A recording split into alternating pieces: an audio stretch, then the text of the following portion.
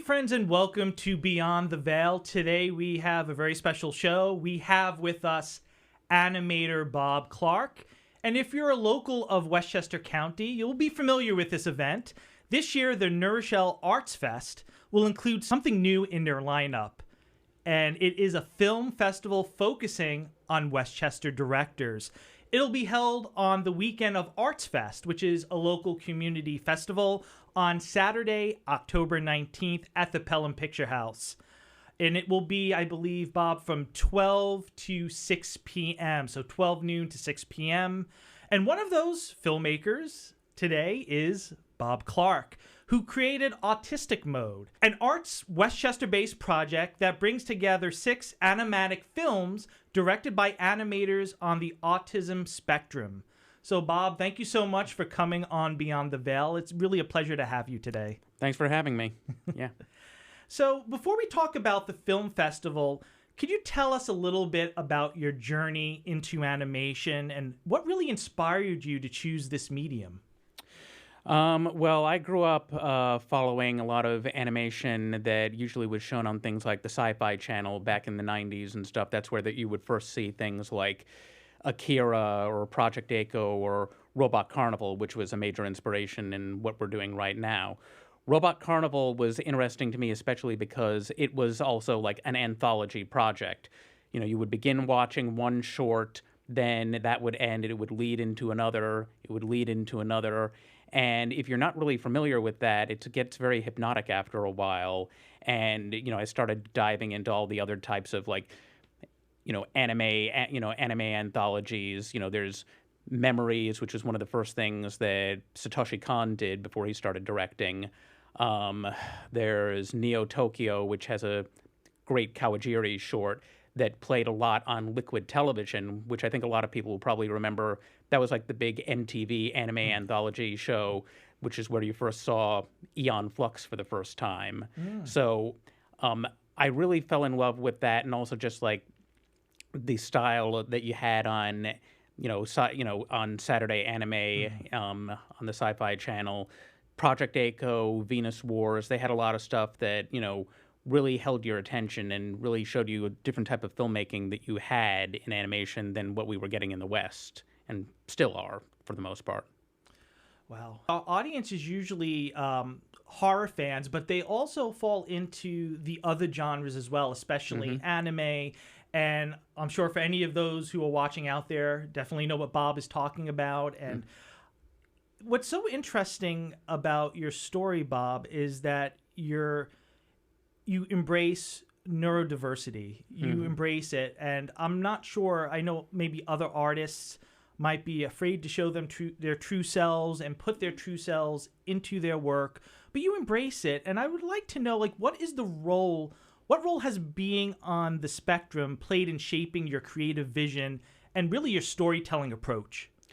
Well, first of all, I would think that to a certain extent, autism and other neurodivergences like ADHD are, I think, fairly common in the animation industry and some of the creative industries as a whole.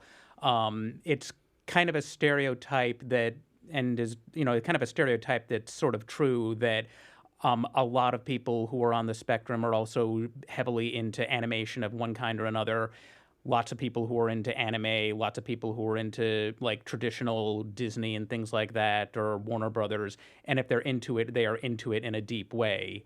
So first of all, I would say that it's one, if you're in animation, you're probably going to be running into a lot of people who are on the spectrum to begin with. So there's no harm really in being out and open about it. The other reason that I would say here, in this case specifically, the way that Autistic Mode started is I had run into a number of people on another independent animation project. There's a lot of indie animation works that are rising up right now, like Has Been Hotel and Digital Circus and things like that, and a lot of people wanting to come in and compete on that stage. A number of us were brought on to be storyboard artists and background artists on another one of these up-and-coming works. We worked on it for a while, and then we learned that the person who brought us all together didn't actually have a budget. So we weren't going to get paid. So we all left and went to Discord to commiserate. And as we were commiserating, we all learned that, like, a lot of us were on the spectrum.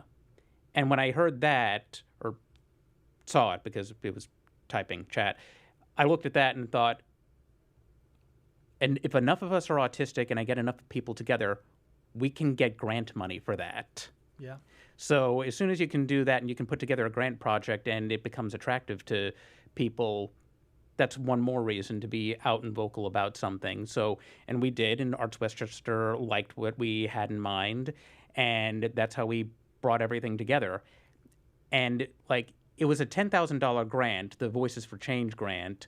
At first, I felt kind of bad because when you split, like, $10,000 between 7 artists, that's like me, a number of other storyboard artists, and one musician who's also on the spectrum, Chris Lavinia, who I think has some connection here. Yeah.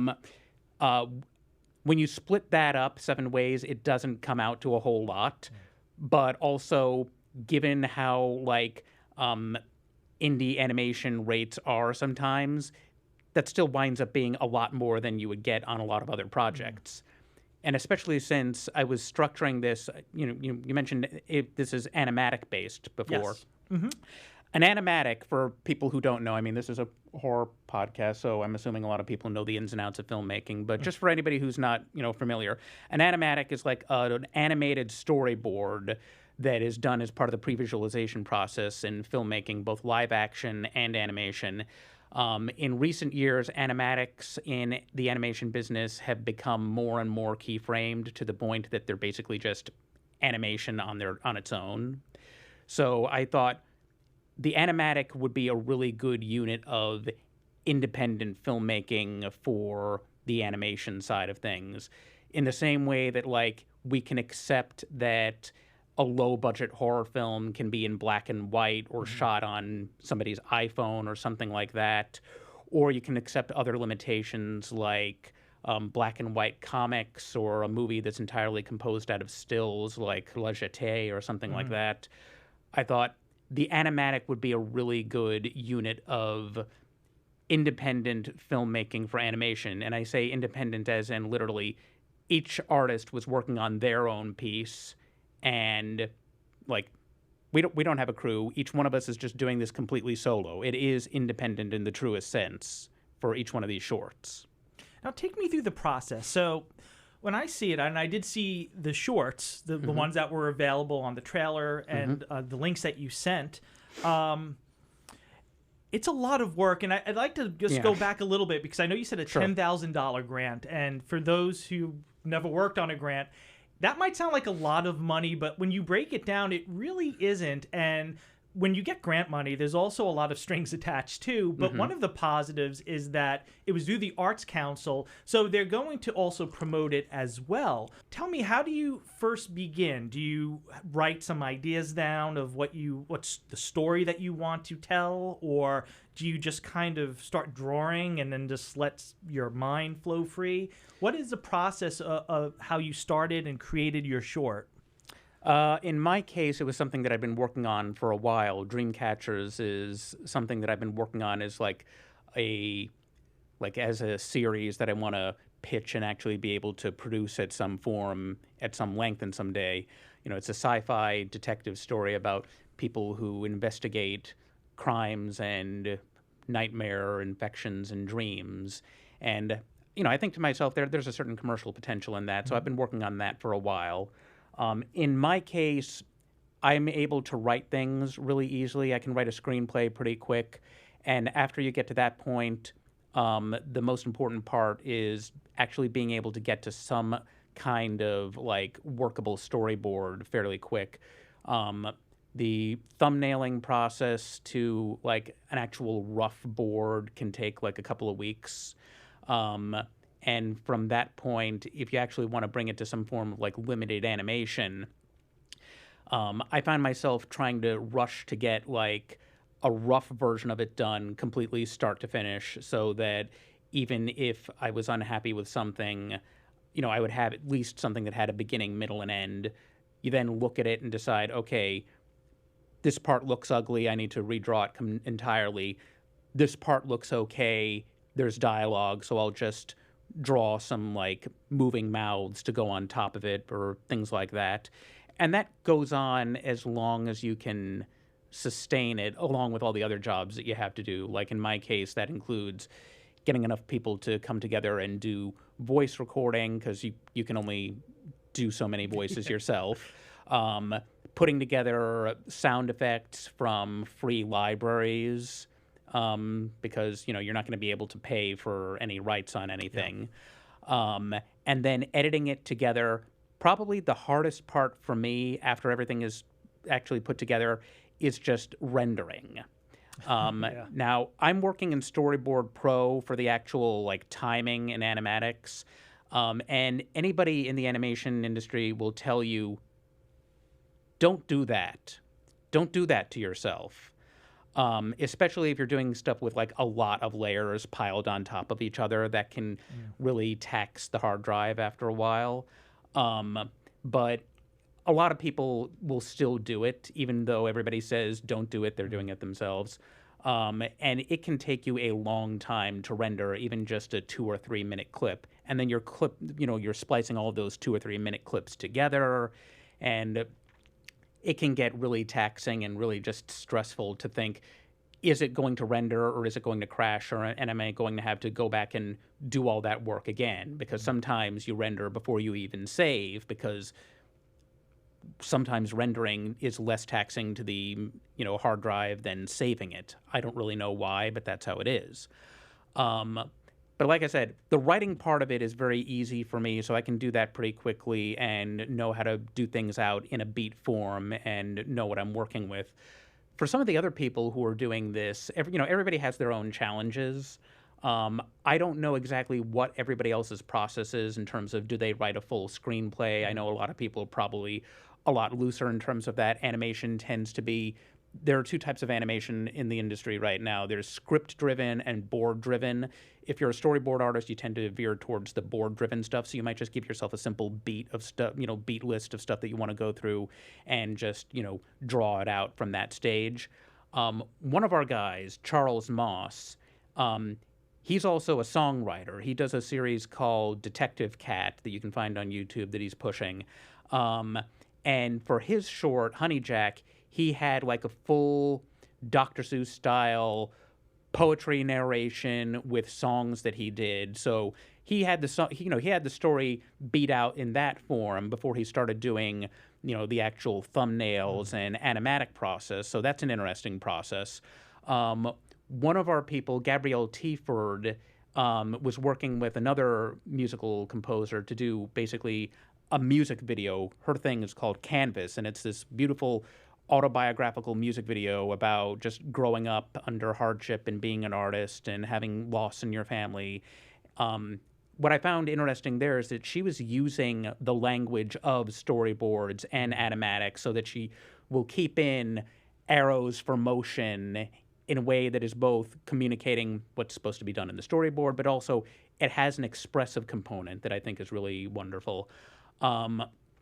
For some of the other people, I know Nix Busby, they had an interesting challenge in that, when you're doing something that has dialogue, you have to bring people together to do the voice acting, and sometimes you record it in piecemeal. I know that I had to record it in piecemeal. Sometimes you record it, you have to record it again, then sometimes the files are lost and you have to record it a third time. In their case, they had a story that was like, their story, Hard Mode, is very inspired by like role-playing games and things like Sword Art Online, and you can recognize that this is like a game-driven story. They were not able to get everybody back into the, back to like record lines. So there were some lines that were left unrecorded. But because it's based in like game stuff, they decided, okay, I'll have like an avatar appear and like their dialogue appear in text, which happens a lot in games. Even in games where you will have full motion video cut scenes, you will occasionally have extra scenes where the characters are talking and there's no dialogue recorded for it. You just have the text and you have to read it because, even modern day games have like limitations sometimes, and I've seen this in as recently as some of the Metal Gear Solid games, like on the handheld especially. You will have the fully voiced scenes, and then you'll have just the text scenes to save space. So even though there was a limitation there, it's something that worked within the parameters of their story, and that worked really well, and they were able to focus on delivering a really high polished piece, which was really beautiful. In terms of, I don't know what the story process was for everybody. If Malcolm Thomas, who has a really great short that's like all based in like Tex Avery style comics, it's a love letter to that. I don't know what his script writing process was, or if it was just pure board-driven stuff. I mean, he's doing stuff that's really based on like the Tex Avery style, so he might have just done it purely in boards. But everybody has their own process. Mine is very script-driven first, but hopefully everybody finds their own like medium of how they do this. The way the movie is structured is Dreamcatchers, my segment, lasts 72 minutes altogether, but the way it works is you get a chunk of Dreamcatchers, then somebody's short. Then a chunk of Dreamcatchers, then somebody's short. So it's kind of structured in the same way that like Aeon Flux might have been on, Liquid Television, where you get a bit of that story, then you get, Mark Bayer comic for a while, then you get a bit of that and a bit of this, or I think that's how it works. So yours was a full length, and then theirs was a short, and then you just interweave it, which is kind of nice, because sometimes even with a film, I find myself sometimes drifting. And I do like that diversity in that you're watching something, and then your mind gets a break, and it could readjust to something different, and then you go right back to the story. So there's something very appealing to that. How is that a challenge to work with the 6 animatic film directors? Did you have to set up meetings with them? Was there deadlines that they had to fulfill? Or was it that everybody just worked separately, and when it was done, it was done? Everybody worked separately for the most part. We did have some like group chats and things like that. One of the big challenges was making sure that everybody got the amount of music that they needed together. Chris Lavinia was doing music for like everybody on this, with the exception of Gabrielle Tieford, who was working with a friend of hers. So we had to structure it. The way that I wanted to structure it there was like I told him, for my stuff and for some of the other stuff, think of it in terms of like video game music. Structure it in loops that we can string together and make it sound good. And I think he did a great job there. The most important thing was just making sure that everybody was delivering something that had a beginning, middle, and end that we could show. Like, everybody has different stages of completion. Like, some people like Gabrielle Tieford and Nix Busby, they delivered something that looks really good and has like a polished look the whole way through. Charles Moss was focusing on delivering really polished, tight keyframes for the musical sections, which have to be like aggressively timed and set to like lyrics and music. So that's really important to be able to hit that. The rest of it is a bit looser, but still looks really great and is funny if you know how to like watch these things. You get a lot of really great beat timing. And the way that like some of that is there, if you're doing like Western style animation boards like like he was, if you were going to try to do it like really polished under a studio system, you might still be working on those boards ideally. The way the industry is set up right now, it can be very challenging. But like everybody like had to deliver something that had a beginning, middle, and end. And one area that I'll admit that I tried to push a little on for everybody was to try and make sure that everything had some kind of not a happy ending, but a good conclusion to give you a nice sense of closure to it. Because we are dealing like with the idea of like the autistic experience. You want to leave like a little bit of hope at the end of each thing so that it isn't just doom and gloom. There is a temptation sometimes to like think to yourself, okay, do I want to animate this full ending, or do I want to just let it end there? And I can say, it's powerful, it's a statement, it's artistic, you're not supposed to feel any closure. But the real motivation for that sometimes is, okay, this scene is going on too long. I don't want to draw it. Yeah. Like if I were to animate everything that I did for mine, there would be whole chunks of stuff that like I just trimmed out, because after a while you think to yourself, okay, I need to prioritize on this section, that section, and this section here. No, it's just too much work. Well, I think audiences can appreciate that, because we do see a lot of like that postmodernist, whatever you think, that's what it is, and everybody has a different interpretation and leaving things open. And I also like what you said about having like that strengths-based approach, because many times with films, there's like a negative ending or something that's not really a celebration of sorts. And this film I do see as a celebration of artists coming together. And in saying that, when you saw the final product, so when you saw all of the shorts interwoven into Dreamcatcher, what was your initial reaction when you saw it in its completion? Mostly just exhaustion. I mean, exhaustion also because like there were a couple of things where I had to work on some of the other ones just to be able to splice things in, because when I'm talking about like the problems that I had on rendering, everybody was having their own problems with rendering too. So there were a couple of shorts where if somebody needed something edited in, occasionally I had to do it just because they were doing that. And a lot of people are also working in like day jobs and stuff like that.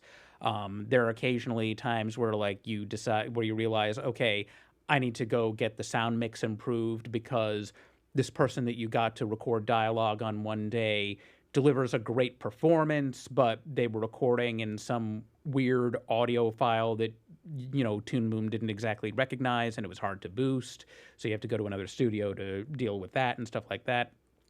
So for the most part, it's just, you know, you're exhausted. And when you watch it, you're just watching it and trying to find the mistakes that you can correct. When you watch somebody else's thing, you're like, okay, is it functioning? Okay, good, fine. And you're just not worrying about it beyond that. I will say that like I do like watching and admiring the work that's on display in a lot of these things, because you're getting to see work by people and seeing work by artists who should be ideally staffed on a bunch of different shows. Like I look at Nix Busby's work, and I think they could be on, like, if Cartoon Network was still making a lot of shows like Adventure Time and stuff like that, they could be on a show like that in a heartbeat, or, you know, Gravity Falls, something like that. Just the right combination of Western and anime styled stuff that would fit really well in a pipeline there. I look at Malcolm Thomas, and I think, you know, he's got the Tex Avery thing down pat. And, you know, it's kind of heartbreaking to see what goes on at, like, Warner Brothers, how they still make a lot of great, like, Looney Tunes-inspired stuff, and then you're going to be lucky if it actually gets released. And that's, I think, a big issue for a lot of artists. But then you also now, like, well, you have YouTube. So do you see a lot more artists or animators going to YouTube and hoping to monetize? And are they putting all their eggs in the YouTube basket? Or is there still some hope that by submitting it to film festivals that somebody will see it and maybe you can get on one of those networks?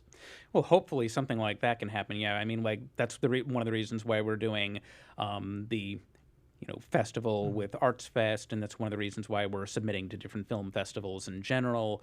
But yeah, you have seen a rise of independent animation.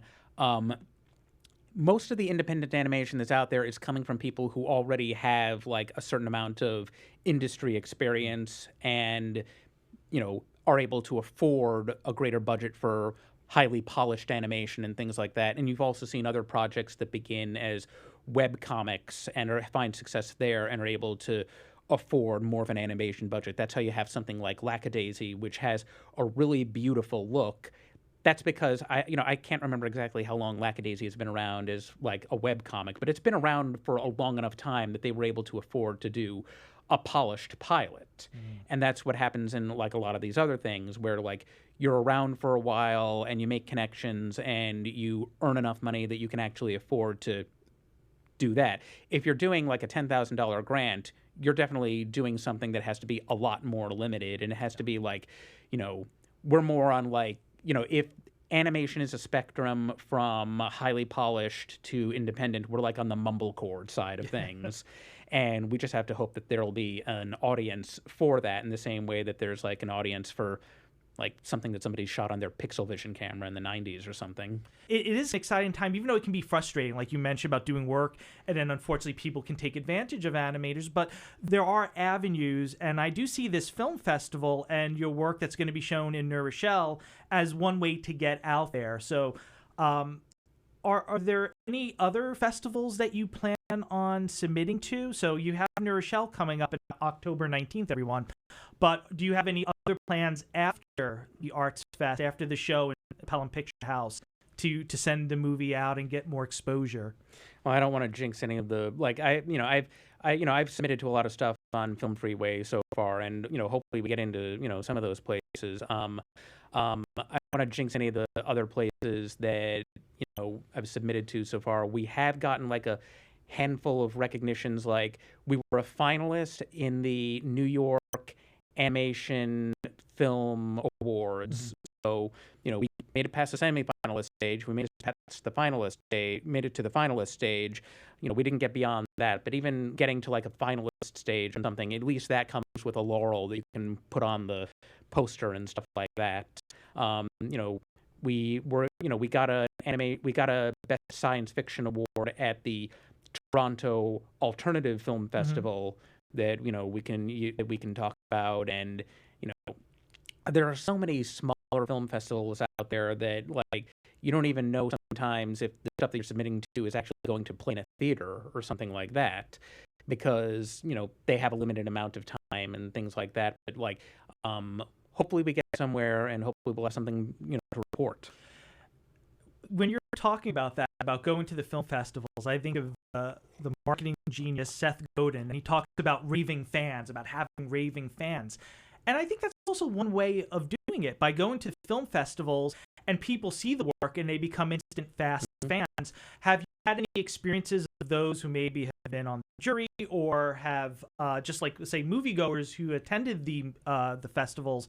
Have you gotten any feedback or any kudos from any of those individuals that are now fans? Well, like I said, those are places where it's like, those are places where I don't even know if there were screenings for those, because I think in those cases they reserve their screenings for, like, first of all, there's a lot of film festivals that really only show shorts because that's the amount of time that they have for things. There was one film festival that we submitted to that I don't know if we were shown at because it was in Florence, Italy. And I'd love to be able to go to Florence, Italy at the drop of a hat, but again, $10,000 grant doesn't leave a whole lot of room for that. It doesn't leave me much time to learn Italian, much less Dante's Italian. But that's one of the things that we're looking forward to at the Pelham Festival and any of the other ones to get in, just actually showing this in a theater and seeing people be able to make sense of it, because that is one of the things that, ideally can happen in like a group environment. People are more open to some of these ideas sometimes than if they're just watching it on their laptop at home or something like that, where you can just watch it for a little bit and let it skate by. What are you most excited for audiences to see or take away from Autistic Mode at the screening in the Pelham Picture House? The thing that I'm most interested to see is just how people react to the different levels of animation. I have like a level of I feel like at best what I managed to achieve in my segment, in the Dreamcatcher segments, is like somewhere between different styles of animation maybe that you had in like the early like Adult Swim, where you would have maybe one sequence that would have a fair amount of animation, and then other sequences where it's just like choppy, mouths moving, something like that, and just resting on keyframes the rest of the time. The other animators here, some of them do very polished work for a storyboard, and if you know how to watch storyboards, you know how to tell, okay, this is very fluid, this is more work than you'd usually see in something. Some of the other ones have more motion. I think like Gabrielle Tieford's work, Canvas is really beautiful. I see like, if I compare this to like Robot Carnival, canvas is like the cloud, this beautiful art piece of it, and has some really highly polished drawings to it. Like she's somebody who I look at her work and I think, and I'm jealous of it. I look at it and I think she could be on Castlevania or whatever the next show that Powerhouse does. Really good stuff. But everybody has completely different styles. I have my style, which I've been told is very kind of like seeing an animated graphic novel. You have, Nix Busby has that very like clean sort of contemporary Cartoon Network, Disney Channel look, which is really good. Charles Moss has a look that's very harkening back to like mid-century Hanna-Barbera type stuff. And, Malcolm Thomas, like I said, is like pure Tex Avery. And if you know Tex Avery's stuff, you know how hard it is to get any of that stuff to look right because, he's one of the masters of the medium, and anybody who can do that kind of stuff and deliver something that can even, approach that is somebody worth looking at. I really want to see how people approach the diversity of voices there because I feel like that's the biggest thing that we have to offer. Like it really is a true anthology approach where you'll look at it and be able to tell at a glance a different artist did this.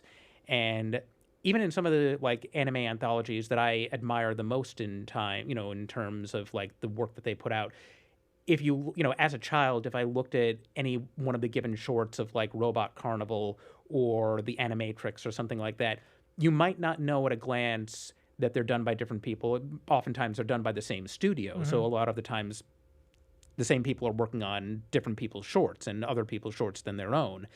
Because this is done each by a single person, you're going to see a true diversity of voices and a true diversity of style. And I think that's going to be the most exciting part of how an audience will respond to it. I find myself, I'm attracted to certain types of art. Like as a kid, I always collected horror comics. So I love that 1970s Bronze Age horror look that you would see in EC Comics, which Marvel did a series in the 70s. But then I also like heavy metal and that type of artwork. And your art kind of reminded me of that with its own flair, which you definitely see the anime influences that you mentioned before. And with Gabrielle, I saw her work. It looked like very clean. I'm not an artist, but like very clean lines and gorgeous work. So I think there's a little bit of something for everyone. And I do believe with especially with film festivals or any arts fest, you're getting people that want different things. So I think there's something for everyone. Again, if you're in Westchester County or if you plan on visiting Westchester County, please come out to the Rochelle Arts Fest, October 19th at the Pelham Picture House, 12 noon to 6 p.m. Yes. Ours is going to be it's going to be in 3 blocks. So you're going to have 1 block of shorts from other Westchester filmmakers. And there's a number of really interesting and important films and filmmakers that are going to be showing some of their work there. We've got shorts like Sabrina's Town, Pilot. We've got stuff by a number of other filmmakers that are going to be really interesting. Autistic Mode is going to be in the 2 o'clock block. There's going to be 3 blocks, the 12 o'clock block, the 2 o'clock block, and the 4 o'clock block where you'll have some much more mature stuff. There's some mature stuff and some nudity and action in Autistic Mode, but the early section is going to have somewhat more all ages friendly and kind of increases as it goes throughout the evening. So you'll be at the 2 o'clock block. So if somebody wants to see Autistic Mode, the 2 o'clock block, Bob, you'll be there. Are any of your animators? I know they're spread out across the country. They're spread out. Yeah. So I don't think anybody if we I'd love to be able to get into some of the festivals that are in some of the other states, but for the most part, it's just this. Although I will try and see if some of the other people who worked on it, who are in the New York and Westchester area, can attend. Well, that would be great if they can, because it's going to be a great experience. People, please come out. Bob will be there at 2 p.m. And if you want to say hi, say hi. And everyone, I just want to thank you. I'd like to thank Bob Clark and his special work. I really think this is important work to showcase artists who are on the autistic spectrum, but also arts and animators in general. Oftentimes, we take the arts for granted, and this is a way to celebrate it, but also to get it out there to those audiences that truly love this medium. So again, Bob, thank you so much. And friends, thank you for coming down the rabbit hole with us. And until next time.